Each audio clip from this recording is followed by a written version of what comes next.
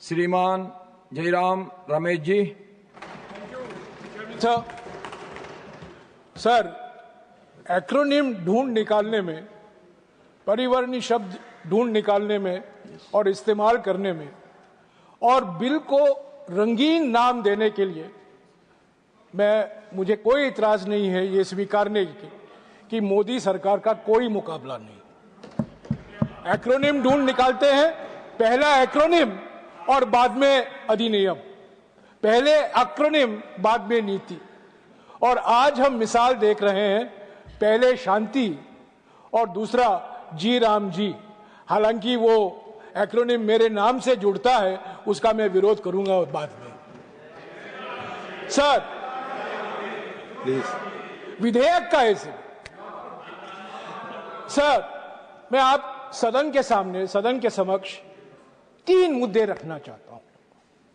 पहला मुद्दा यह है कि 2014 के पहले का इतिहास क्या है, क्योंकि हमें बताया जाता है कि 2014 में ही सब शुरू हुआ है।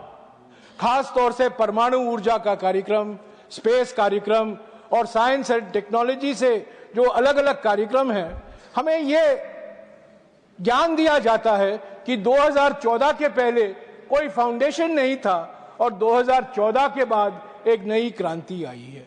तो मैं थोड़ा इतिहास देना चाहता हूं। दूसरी बात, इस बिल के 3 जो मुख्य बिंदु हैं उस पर मैं कुछ बोलना चाहता हूं, और अंत में जो मुद्दे और चिंताएं निकल आती हैं इस बिल से, मैं मंत्री जी के सामने रखना चाहता हूं और उस पर मंत्री जी विचार करें जब रूल्स बनाए जाएंगे और जब इस बिल पर और चर्चा होगी उसको ध्यान में लेंगे। सर, 6 अप्रैल 1948 को कॉन्स्टिट्यूएंट असेंबली में एटॉमिक एनर्जी बिल पास किया गया था। बहस हुई थी, जवाहरलाल नेहरू ने इस मोशन को मूव किया था और 30 या 40 सदस्यों ने इस बहस में भाग ली और 1948 में अगस्त के 6 तारीख को पहला, आता हूं मंत्री जी, मैंने आपको सुना है, आप बैठ जाइए, कृपया बैठ जाइए। थोड़ा इतिहास मैं आपको दिखाना चाहता हूं। मैं जानता हूं वो बहुत ज्ञानी है, आप विद्वान हैं। 6 अप्रैल 1948 को पहला एटॉमिक एनर्जी एक्ट बनता है, एटॉमिक एनर्जी बिल पास होता है। सर, 22 मई 1948 प्रधानमंत्री जवाहरलाल नेहरू अपने कैबिनेट के लिए एक नोट पेश करते हैं, जिस कैबिनेट में सरदार वल्लभ भाई पटेल मंत्री थे, श्यामा प्रसाद मुखर्जी मंत्री थे, बाबा साहब अंबेडकर मंत्री थे। उस कैबिनेट ने 22 मई 1948 मई 22, 1948 ये नोट फॉर कैबिनेट कि भारत में परमाणु ऊर्जा को लेकर क्या नीति होनी चाहिए, क्या रणनीति है हमारी देश की परमाणु ऊर्जा को लेकर, परमाणु ऊर्जा का भविष्य क्या होगा, क्या होना चाहिए, इस पर बहस हुआ। तो ये पहला नोट था कैबिनेट के लिए, जिसके बनाने में मुझे कोई शक नहीं है कि होमी भाभा का बहुत बड़ा योगदान भी रहा था। तीसरी बात, 15 अगस्त 1948, अगस्त 15, 1948 एटॉमिक एनर्जी कमीशन का गठन होता है। यानी कि आजादी के ठीक 1 साल बाद भारत सरकार एटॉमिक एनर्जी कमीशन स्थापित करती है। होमी भाभा उसके अध्यक्ष हैं, के.एस. कृष्णन और शांति स्वरूप भटनागर 2 सदस्य हैं, और ये सीधे प्रधानमंत्री को कंट्रोल में है, प्रधानमंत्री को रिपोर्ट करता है। तो पहला एटॉमिक एनर्जी कमीशन 15 अगस्त 1948 को बनता है। सर, इसके बाद क्या होता है? 1950 में, आजकल कोई भी अखबार खोलो, टीवी का प्रोग्राम देखो, रेयर अर्थ का नाम आप देखोगे, आप सुनोगे। अमेरिका और चीन के बीच में जो लड़ाई चल रही है रेयर अर्थ को लेकर, सर, 18 अगस्त 1950 को भारत सरकार इंडियन रेयर अर्थ्स लिमिटेड की स्थापना करती है। 1950, 18 अगस्त 1950 को इंडियन रेयर अर्थ्स लिमिटेड की स्थापना होती है। सर, इसके बाद में 3 अगस्त 1954, यह महत्वपूर्ण डेट है मंत्री जी, आप जानते हैं। 4 सितंबर 1956 को भारत का पहला रिएक्टर कमीशन होता है। 4 सितंबर 1956, उसका नाम दिया जाता है अप्सरा। तब भी के जमाने में भी अच्छे अच्छे नाम दिया जाते थे। अप्सरा, भारत का पहला रिएक्टर का नाम अप्सरा था। अप्सरा के बाद जर्लीना आया, जर्लीना के बाद साइरस आया, साइरस के बाद ध्रुवा आया, ध्रुवा के बाद पूर्णिमा आया। यानी किसी 1956 से भारत रिएक्टर लगा रहा। 2014 के बाद नहीं, 2014 के पहले। सर, इसके बाद 1958 में, 1958 सितंबर के महीने में एटॉमिक एनर्जी कमीशन विस्तार से पुनर्गठित होता है और उसके बाद परमाणु ऊर्जा का कार्यक्रम शुरू होता है। और हमारे देश का पहला रिएक्टर 28 अक्टूबर 1969 को तारापुर में कमीशन होता है। तो मेरा यह कहना है सभापति महोदय कि ये जो परमाणु ऊर्जा का कार्यक्रम है, एक परमाणु पावर प्लांट को 8 साल लगते हैं कमीशन करने में। तो 2014 के पहले हमारे 8 गीगावाट के कैपेसिटी लागू की गई थी इन अलग अलग जगहों में, तारापुर, कैगा, नरोरा, ककरापार, ये रवत भाटा, अलग अलग जगहों में लगाया गया था। और परमाणु ऊर्जा के बड़े बड़े कदम हमने लिए थे, उपलब्धियां हुई थी। और अब मंत्री जी जानते हैं कि एटॉमिक एनर्जी एस्टैब्लिशमेंट से ही भारत में इलेक्ट्रॉनिक्स की क्रांति शुरू हुई, भारत में स्पेस प्रोग्राम शुरू हुआ, इंजीनियरिंग प्रोग्राम शुरू हुआ। तो ये सब 2014 के पहले की उपलब्धियां हैं। सर, मुझे खुशी है कि अटल बिहारी वाजपेयी जी जब प्रधानमंत्री थे, इस सरकार को सबक सीखना चाहिए अटल बिहारी वाजपेयी जी से। पोखरण 2 के बाद अगस्त के महीने में 1998 50 years of atomic energy research एक किताब निकाला जाता है। यह कांग्रेस की सरकार के समय में नहीं, यह आप ही के सरकार के समय प्रधानमंत्री अटल बिहारी वाजपेयी इस किताब में स्वीकारते हैं कि 50 साल में महान उपलब्धियां हुई हैं, जिसके वजह से हमें पोखरण 1 और पोखरण 2 हम करने में समर्थ हुए। अब पढ़ना चाहिए, मैं टेबल पर रखूंगा, मंत्री जी जानते हैं, पर अलग अलग सांसदों को भी पढ़ना चाहिए कि 50 साल में 70 साल में क्या किया, 70 साल में क्या किया। ये 50 साल में क्या हुआ, ये आप ही की सरकार का एक किताब है। सर, 2014 के पहले की उपलब्धियों के बारे में ज्यादा और कुछ नहीं कहूंगा, क्योंकि ये सब सामने है। रिएक्टर को लेकर, न्यूक्लियर रिसर्च को लेकर, न्यूक्लियर इंफ्रास्ट्रक्चर को लेकर बहुत बड़ी उपलब्धियां हुई हैं। पर एक चीज का मैं जरूर जिक्र करना चाहता हूं। 2008 में भारत और अमेरिका के बीच में एक परमाणु करार हुआ। अक्टूबर 20 को Indo US nuclear agreement. Indo US nuclear agreement का विरोध किसने किया? यह बीजेपी का एक दस्तावेज है। Why BJP opposes Indo US nuclear deal? यह है, यह बीजेपी 52 पन्ने का यह दस्तावेज है मंत्री जी। बीजेपी का ऑफिशियल डॉक्यूमेंट अगस्त 2008 में, why BJP is opposing Indo US nuclear deal, और इसमें कहा जाता है परमाणु ऊर्जा में ज्यादा भविष्य नहीं है, इसीलिए हम इसका विरोध कर रहे हैं, और कई बातें इन्होंने कहा।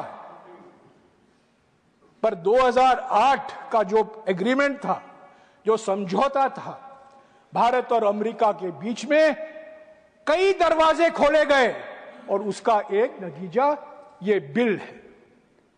ये बिल संभव हुआ है, इस बिल की कल्पना आप कर पा रहे हैं उस 2008 के करार के कारण, जिसका विरोध आपने किया था। स्टैंडिंग कमेटी को भेजा गया था, पर कई कारण थे, मंत्री जी जानते हैं, कई कारण थे, ये बिल अधिनियम नहीं बन पाया। पर ये इस बिल में शामिल किया गया है। ये जो 2011 का जो बिल था, उसके प्रमुख बिंदु इस बिल में शामिल हैं, और एटॉमिक एनर्जी रेगुलेटरी बोर्ड को एक कानूनी दर्जा दिया जा रहा है। ये एक सकारात्मक कदम है। पर सर, दूसरी बात, ये सिविल लायबिलिटी की बात जो अभी अभी मंत्री जी ने कहा है, सर 30 अगस्त 2010 अरुण जेटली का ये भाषण है राज्यसभा में, और मेरे पास 25 अगस्त 2010 का भाषण जसवंत सिंह जी का है लोकसभा में। और अरुण जेटली के नाम पर तो आप क्रिकेट स्टेडियम बना देते हैं, पर अरुण जेटली जी का जो योगदान है कानून बनाने में, उसको आप नकारते हैं। सर मंत्री जी, जो आपने इस बिल में लाया है संशोधन, civil liability for nuclear damage act 2010 का, ये जो जेटली जी ने कहा था और जो जसवंत सिंह जी ने कहा था, उसका बिल्कुल विपरीत है। मैं इसको टेबल करना चाहता हूं, जेटली जी का भाषण सदस्य पढ़ें, और जेटली जी कहते हैं कि हमारे सहायता से ही, हमारे सहयोग से ही ये बिल आया है। सर मुझे कोई इतराज नहीं है ये आपको याद दिलाने में कि 2010 का कानून में बनाने में पृथ्वीराज चौहान जो एमओएस थे पीएमओ में, और अरुण जेटली जी का योगदान था। ये दो लोग मिलकर इस कानून को बनाया जिसका आप संशोधन कर रहे हैं। तो हमें बताइए, क्यों आप संशोधन कर रहे हैं? क्यों आप अरुण जेटली का योगदान को नकार रहे हैं?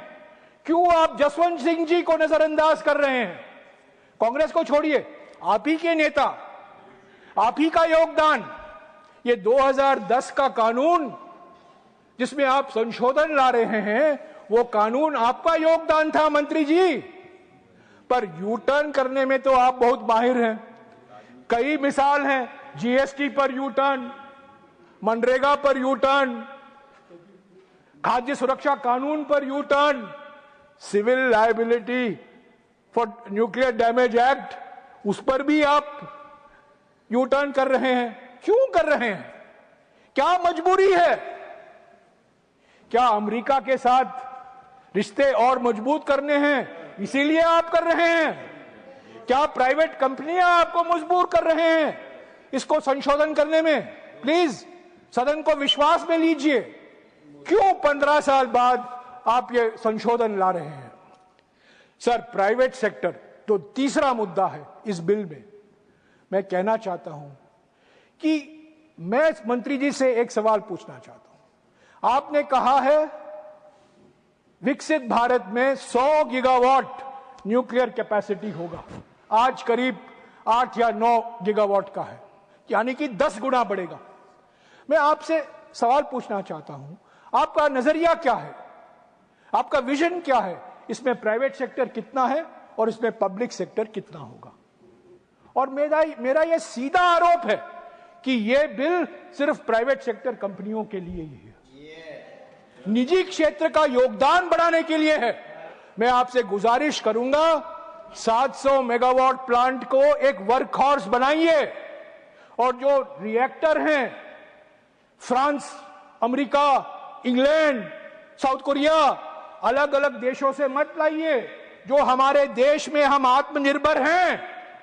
700 मेगावाट का प्लांट हम लगा रहे हैं, गुजरात में लगा हुआ है। प्रधानमंत्री जानते हैं, प्रधानमंत्री वहां गए हुए हैं। उससे आप प्रेरणा लीजिए और स्टैंडर्डाइजेशन कराइए। ये वेंडर ड्रिवन बिल मत कराइए। कंपनियों द्वारा जो बिल आप ला रहे हैं, आपने 3 कानून लाए थे कृषि क्षेत्र में, आपको वापस लेना पड़ा क्योंकि वो भी प्राइवेट सेक्टर से आपको ऑक्सीजन मिल रहा था। इस बिल का वो भविष्य नहीं होना चाहिए। हम सेल्फ रिलायंट हैं। सारा फ्यूल साइकिल, उसका नियंत्रण हमारे हाथों में है, भारत के हाथों में है, हमारे वैज्ञानिकों के हाथ में है। ये प्राइवेट कंपनियां जो ला रहे हैं, मंत्री जी, प्राइवेट कंपनियों को कहिए आप ये 700 मेगावाट एटॉमिक एनर्जी का प्लांट लीजिए और पावर प्लांट लगाइए। वो क्यों नहीं लगाते हैं?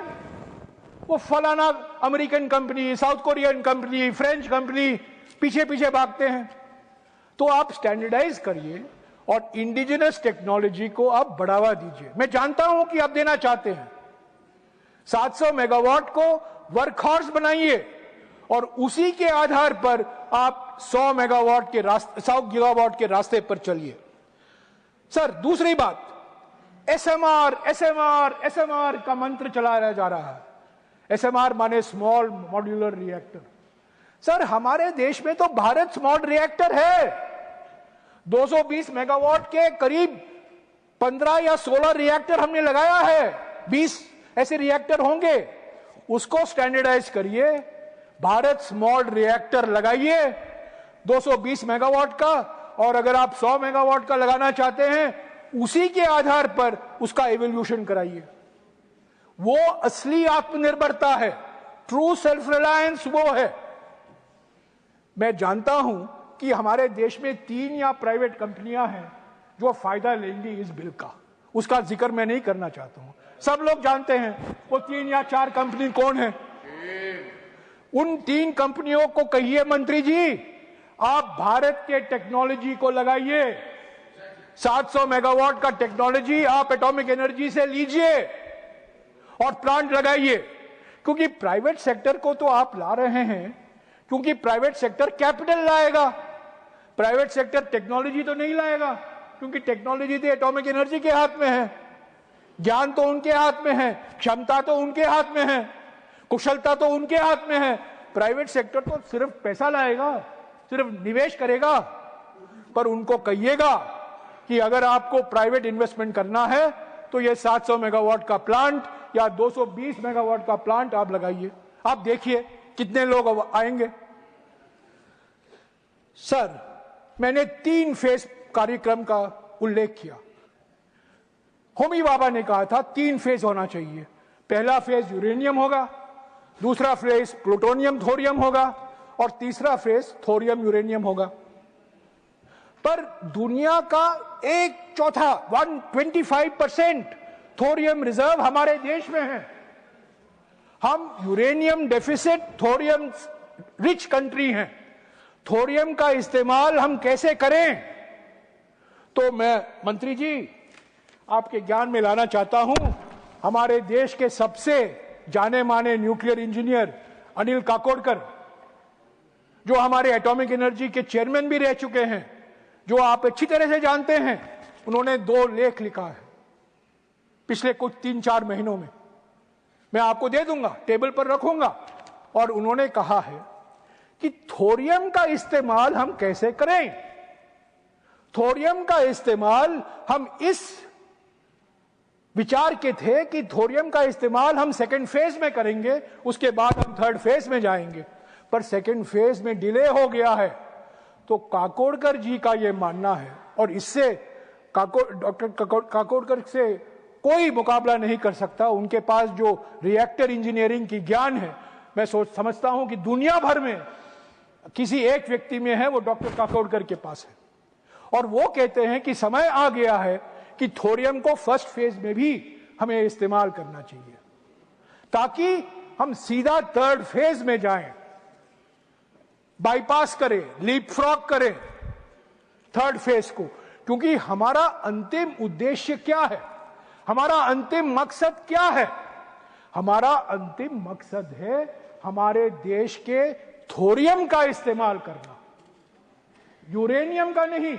यूरेनियम का तो हम हमेशा आयात करते रहेंगे। और ये 2008 का समझौता करार जो है, उसका एक सकारात्मक असर हुआ है कि हम अलग अलग देशों से यूरेनियम ला सकते हैं। फ्रांस से लाए हैं, कजाकिस्तान से लाए हैं, और देशों से लाए हैं। पर हम यूरेनियम बाहर से खरीदेंगे तो एनर्जी सिक्योरिटी आपको चाहिए, ऊर्जा सुरक्षा अगर आपको चाहिए, यूरेनियम पर नहीं पर थोरियम पर हमें निर्भर होना चाहिए। ये जो बाहर से प्राइवेट कंपनियां आती हैं और कुछ ना कुछ हमें ज्ञान देती हैं, उसके पीछे में हम मत पड़े। ये प्राइवेट कंपनियां मिलते रहते हैं, प्राइवेट कंपनियां के रोज अखबार में पढ़ता हूं, प्राइवेट प्राइवेट प्राइवेट प्राइवेट। पर जो हमारे पास क्षमता है, जो हमारे साइंटिस्ट लोग कह रहे हैं, उसका नजरअंदाज मत कीजिए। जो आप कह रहे हैं ना, हमने कराया 2015 में, ये 2009 और 2010 में कराया गया था। एक चीज, इतिहास को वापस लिखने में आपका कोई मुकाबला नहीं है। इतिहास, असली इतिहास को भूलने में और नया इतिहास लिखने में आपसे कोई मुकाबला नहीं। आप उसमें बहुत माहिर हैं। तो मंत्री जी, 2010 में एनटीपीसी और एनपीसीआईएल के बीच में जॉइंट वेंचर हुआ था। ऐसे जॉइंट वेंचर को प्रोत्साहन दीजिए, अलग अलग कंपनियों को प्रोत्साहन दीजिए, और अलग अलग कंपनियों को यह कहें कि अगर आपको न्यूक्लियर प्लांट लगाना है, हमारे देश के लिए न्यूक्लियर एनर्जी जरूरी है, तो हमारे टेक्नोलॉजी के आधार पर ही लगाइए। आज भी मंत्री जी, मैं आपको याद दिलाना चाहता हूं, फ्रांस में सारा न्यूक्लियर रिएक्टर गवर्नमेंट कंट्रोल का है, और फ्रांस में 70% बिजली न्यूक्लियर एनर्जी से आता है। 70% electricity comes from nuclear sources. और फ्रांस में जो हर साल न्यूक्लियर परमाणु स्रोत पर निर्धारित बिजली का उत्पादन होता है, वो एनपीसीआईएल की तुलना में 7 गुना है। इसका माने ये है कि एनपीसीआईएल को और भी बढ़ावा दे सकते हैं। एनपीसीआईएल को और मजबूत कीजिए, एनपीसीआईएल को और ऑक्सीजन दीजिए, और साधन दीजिए, और निवेश कीजिए, और जरूर आप निजी क्षेत्र को प्रोत्साहन दें। पर काकोडकर साहब ने क्या लिखा है अपने लेख में? उन्होंने एक लेख में उन्होंने साफ लिखा है कि it is worth recognising that most of what is contained in this article is developed by our own laboratories, like the Bhabha Atomic Research Center, the Indira Gandhi Center for Advanced Research, etc. That needs to be pursued. The private sector, while it needs to be mobilized to scale up the program, should play a secondary role. The reverse would cause irreversible damage. ये मैं नहीं कह रहा हूं, ये atomic energy commission के पूर्व अध्यक्ष, जाने माने एटॉमिक इंजीनियर डॉक्टर काकोडकर साहब लिख रहे हैं। तो अंत में मेरे 1 मिनट बाकी है। मेरा कहने का यही एक मकसद है मंत्री जी, आपकी कई मजबूरियां हैं। अमेरिका की मजबूरी है, विदेशी कंपनियों की मजबूरी है, हमारे निजी कंपनियों की मजबूरी है। मजबूरी में बिल मत लाइएगा। इस पर और विचार विमर्श, मैं जानता हूं कि आप 1 साल से इस पर विचार कर रहे हैं, पर और विचार करने से कोई आसमान नहीं गिरेंगे। इस पर और विचार होने दीजिए, और लोगों से मशवरा कीजिए, और लोगों की राय लीजिए। पर एक चीज याद रखिए मंत्री जी, अगर हमने अपने पब्लिक सेक्टर का नजरअंदाज किया, अगर आपकी मंशा यह है कि पब्लिक सेक्टर को हम नीचे गिराएंगे और उसके स्थान पर हम प्राइवेट सेक्टर को प्रोत्साहन करेंगे, ये हमारे देश के हित में नहीं है। प्राइवेट सेक्टर का मैं समर्थक हूं, प्राइवेट इन्वेस्टमेंट आना चाहिए, बट प्राइवेट इन्वेस्टमेंट इंजन नहीं बन सकता। इंजन पब्लिक सेक्टर होना जरूरी है। अगर आपने प्राइवेट सेक्टर को बनाया तो मैं समझता हूं जो विजन था होमी भाभा का, जो विजन था सभी विशेषज्ञों का, उसका आप बुरी तरीके से नजरअंदाज कर रहे हो। अंत में मैं कहूंगा, इस मौका मैं छोड़ना नहीं चाहता हूं अध्यक्ष महोदय, क्योंकि हमारे एटॉमिक एनर्जी कार्यक्रम में कई लोगों का योगदान रहा है, कई लोगों का, और मैं कुछ नाम लेना चाहता हूं क्योंकि हम ऐसे नामों को भूल जाते हैं। जवाहरलाल नेहरू और होमी भाभा और विक्रम साराभाई को तो जानते हैं, Raja Ramanna, Homi Sethna, N B. Prasad, M R. Srinivasan, A K. Ganguly, R K. Asundi, V D. Athavale, Jagdish Shankar, D N. Wadia और सबसे महत्वपूर्ण ब्रह्म प्रकाश, जिसका मैंने जिक्र इसरो के समय में मैंने किया था जब चंद्रयान पर बातचीत हो रही थी, कि ब्रह्म प्रकाश हमारे एकमात्र ऐसे मेटलर्जिकल इंजीनियर थे जिन्होंने इसरो में भी योगदान दिया है और एटॉमिक एनर्जी में भी योगदान दिया है। तो ऐसे वैज्ञानिकों को हम याद रखें। ये सब किसी भी देश में काम कर सकते थे, पर वे भारत लौट आए और भारत में उन्होंने काम किया। Thank you. पब्लिक सेक्टर में काम किया, सरकारी सैलरी पे काम किया, और उसको प्रोत्साहन जवाहरलाल नेहरू से लेकर सभी प्रधानमंत्रियों ने। Thank you. तो दर्शकों, देखा आपने कि किस तरह से संसद में आईएनसी यानी कि इंडियन नेशनल कांग्रेस के कर्नाटका से राज्यसभा के सांसद जयराम रमेश जी ने अपनी बात को रखते हुए भारत सरकार की उन पिछली उपलब्धियों के बारे में बताया जो कि नेहरू से लेकर इंदिरा गांधी और 2014 के पहले समर्पित आईएनसी यानी कि यूपीए गवर्नमेंट में बनी हुई थी। जयराम रमेश ने भारत सरकार की उपलब्धियों के बारे में गिनाते हुए कहा कि उन्होंने ही कई सारी कंपनियों का वो किया, उन्होंने ही कई सारी कंपनियों के विस्तार किए, यहाँ तक कि परमाणु ऊर्जा के लिए उन्होंने स्थापित रूप से एक विशेष प्रयास किया और भारत सरकार को काफी आगे तक पहुंचाया। न्यूक्लियर एनर्जी के लिए भी भारत सरकार ने पहले ही प्रयास किया था और साल 1948-49 में ही न्यूक्लियर एनर्जी हासिल कर ली थी। उन्होंने 3-4 कंपनियों का नाम बिना नाम लेते हुए ही उसके ऊपर सवाल उठाया और ये कहा कि सरकार को उनसे भी ये अपेक्षा करनी चाहिए, उनसे भी प्रश्न चिन्ह उठाना चाहिए और उन्हें ये कहना चाहिए कि भारत सरकार की न्यूक्लियर एनर्जी का 700-800 मेगावाट पावर वो यूज करें और उससे भारत को लाभ हो। तो इस तरह से कई सारे प्रश्न चिन्ह जयराम रमेश ने उठाए। जयराम रमेश के इन प्रश्नों पर, जयराम रमेश के दिए गए इस बेबाक बयानबाजी पर, राज्यसभा में किए गए इस तरह के एक भाषण पर आपका क्या कहना है? क्या जयराम रमेश के ये आरोप सही हैं? क्या जयराम रमेश ने बात को सही तरीके से रखा है या फिर वो कांग्रेस का पक्ष रखने में असफल साबित हुए हैं? आप अपनी राय और अपने विचार कमेंट बॉक्स में जरूर बताएं और अगर आपको ये वीडियो अच्छी लगी हो, सच्ची घटना चैनल का यह कंटेंट अच्छा लगा हो, तो इसे एक लाइक करिए, चैनल सच्ची घटना को सब्सक्राइब कीजिए और बेल आइकन को ऑल पर सेट कीजिए। हम आपके लिए संसद भवन से जुड़ी हुई लेटेस्ट खबरें, न्यूज़, क्राइम की खबरें और कई सारी लेटेस्ट मनोरंजन से जुड़ी हुई खबरें लेकर आपके सामने आपके चैनल पर प्रस्तुत होते रहते हैं, जो कि आपके लिए होते हैं। तो एक नई वीडियो लेकर एक नई सच्ची घटना के साथ हम आपसे फिर मिलते हैं। तब तक के लिए आप सभी का बहुत बहुत धन्यवाद वीडियो को यहाँ तक देखने के लिए। अपनी राय हमें कमेंट बॉक्स में देना ना भूलिएगा। चैनल सच्ची घटना पर नए हैं तो इसे लाइक, शेयर एंड सब्सक्राइब करना बिल्कुल भी मत भूलिएगा। Thank you.